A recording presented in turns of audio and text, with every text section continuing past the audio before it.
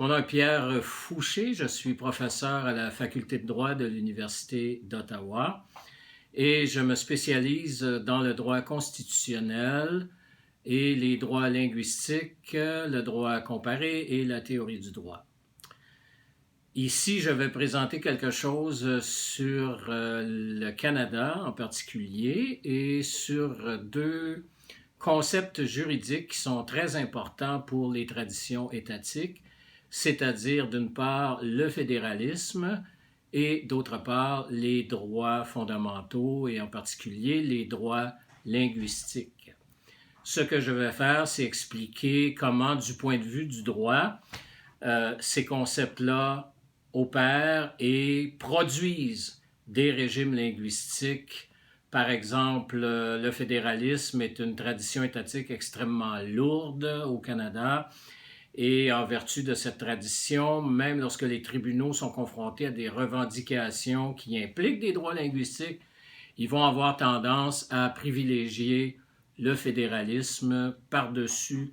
l'universalisme des droits linguistiques, d'une part. D'autre part, si on se place du point de vue des droits eux-mêmes, je vais mettre en contraste les droits linguistiques avec les droits de la personne plus traditionnels, comme la liberté d'expression, le droit à un procès équitable ou la protection contre la discrimination,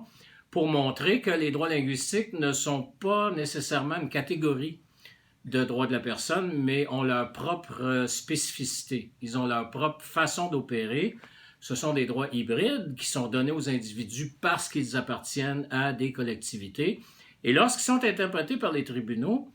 eh bien, ces droits reçoivent des interprétations qui sont un peu plus rigides, un peu plus strictes, un peu plus prudentes que celles que va recevoir un droit fondamental classique. Alors, c'est ce que je vais expliquer dans le courant de ma présentation pour montrer que les régimes linguistiques, au fond, ne sont pas issus d'une génération spontanée et que le droit qui est étudié, je pense, par les autres disciplines comme la science politique ou l'histoire ou la sociologie ou la sociolinguistique, qui est étudié, disais-je, comme de l'extérieur, le droit lui-même a des concepts qui peuvent être utiles pour comprendre le fonctionnement des régimes linguistiques, le pourquoi et le comment, qui sont les marques les questions, c'est-à-dire qui nous ont été posées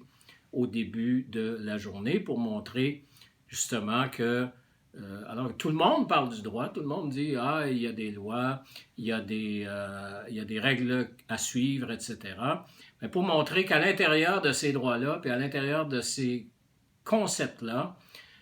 il y a des éléments qui peuvent profiter à la fois à la science politique, à l'histoire, à la sociologie et aux autres disciplines qui étudient les régimes linguistiques.